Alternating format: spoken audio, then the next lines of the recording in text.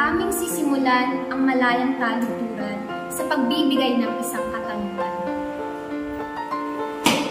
Kabataan nga ba ang pag-asa ng ating bayan? Ating unang linay-linay ng mga kaganapan nang sa gayon tuluyang nasagot ang mga makabuluhang katanungan. Ay dilim ng kapaligiran, tila napupuno ng galit ang kalangitan. Irami ng problemang kinakaharap ng ating bayan, tila ito na ang ating katapusan. Nagkakagulong mundo, walang katutulong ng mga tao sa natatayong lugar dito. Sa bawat maling hakbang sa kadiliman ay lagi nakaano. Tila kabataan naliligaw sa daan, kung saan hindi alam ang patunguhan. Tila ba'y nalilito, nawawala, lumiliko sa mga daang bako-bako na nagre-resulta ng maling direksyon.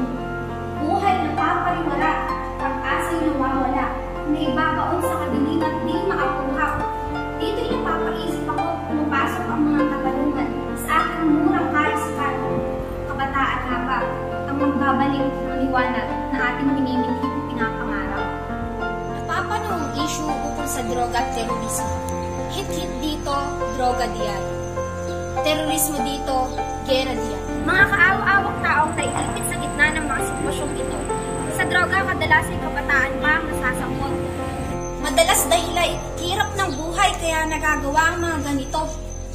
Terorismo sa ating bansa na di alam-alam ang punot dulo nito. Kailan nga ba magkakaroon ng pagkakaisa at pagkakaintindihan ng mga tao? Ating paglinay-linayan ang mga kaganapan. Tama nga bang ang gaya ko, gaya mo, ay mapunta sa mga sitwasyong ganito? Pakinggan ang alingaw-ngaw ng taong bayan. Nagkalat sa kapaligiran. Kailangan ng pagkakaisa ngunit maraming balakid ang kailangan daanan, tapusin at lagpasan. Mga lasong sa lipunan ay kailangan ng patuldukan. Nagsisimula ang pagkakaisa sa mga namumuno sa pamayanan o bansaman.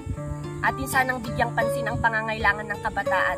Kabataang kailangan ng kandilit kaagapay sa hamon ng ating buhay upang malihis sa mali sila'y ukudin at gabayan sa tamang paroroonan. Mga tukso nagkalat sa daan. Andiyan din ang bisyo ng alak, sigarilyo, pinagbabawal na gamot na nakakasira sa buhay mo, diba? Di ba't kabataan ang pag-asa ng bayan, susi sa kaunlaran ng pagkakaisa nitong bayan? Subalit po sa mga bagay na ito, ikay magpapadala sa tukso na lamang kakahinag na ng buhay mo at taong nakapaligid sa iyo. Gising, gumising ka sa mga bagay na hindi mo naman ikakaunlad. Di ba't mas masayang mamuhay sa tahimik, simple at walang pahit ng bisyo? Kabataan, tayo ang inaasahang mag-aangat sa ating pagkalugmok sa kahirapan. Tayo ang magbabalik sa liwanag, sa ilaw na napupundit nawawala na. Sa paglipas ng panahon, ating mas palakasin ang apoy sa ating puso. Pusong may pagmamahal sa kapwa't bansa. Pusong may malasakit sa bawat isa. At pusong ang ninanais ay kabutihan at pagkakaisa nitong sansinukuban. Kabataan, kapwa kong kabataan, ikay magnilay-nilay. Imulat ang mata tingnan. Buksan ang tenga pakinggan ang mga hinaing at pasakit na hinaharap ng iyong kapwa nang dahil sa pangyayari tulad ng terorismo at pagkalat ng droga na sumisira sa pamilya, pamayanan at bansa. Daang pinabagtas ay tungo sa tapat at tuwid na landas. Tayo ang magbibigay ng kapayapaan sa bawat isa. Tayo ay binigyan ng boses na sa tama ay dapat gamitin. Ipinaglalaban ang mga karapatan at kailangan natin. Boses ng kabataan inyong pakinggan. Ang bagong buong liwayway ay muling makakamtan. Mga bisyo'y tutuntukan. Tayo ay maging mabuting ehemplo sa nakakatanda o nakakabata man. Tayo mismo bilang kabataan ang maging pwersa ng sanlibutan tungo sa pagkakaisa at bagong